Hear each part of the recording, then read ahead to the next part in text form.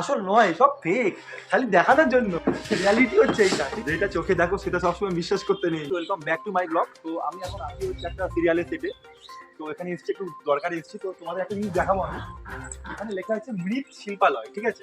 এখানে মাটি জিনিস বানানো হয়, কিন্তু এগুলো বানানো হয় না, এগুলো খালি টিভিতে দেখানোর জন্য, পুরোটাই ফেক, ঠিক আছে? মৃৎ শিল্পালয়, এটাও একটা ফেক দোকান। পোল্ট্রি ফার্নিচার, এটাও একটা ফেক দোকান। খালি কাঠের জিনিসগুলো, এগুলো হয়তো আসল, ঠিক আছে? প্রভাস সেলুন, সেলুনে কোনো সেলুনের চুল কাটার লোক নেই, ঠিক আছে? চুল কাটার কোনো লোক নেই, সেলুনটা বন্ধ হয়ে আছে। আর এটা ফেক, এটা পুরো কাঠের তৈরি, ঠিক আছে? ট্যুর অ্যান্ড ট্রাভেলস, এটাও পুরো ফেক।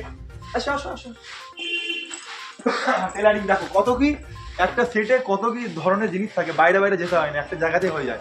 আর তোমরা যারা টিভিতে দেখো, টিভিতে দেখে ভাবো যে এগুলো সবকিছু আসল, কিন্তু আসল নয়, সব ফেক, খালি দেখানোর জন্য। আর এই দেখো, এটা হচ্ছে সেট, ঠিক আছে? এই সেটের ভিতরেই শুটিং, এই সেটের ভিতরেই হচ্ছে যেই সিরিয়াল আছে সেই সিরিয়াল হয়। তো এখন একটা অফ আছে।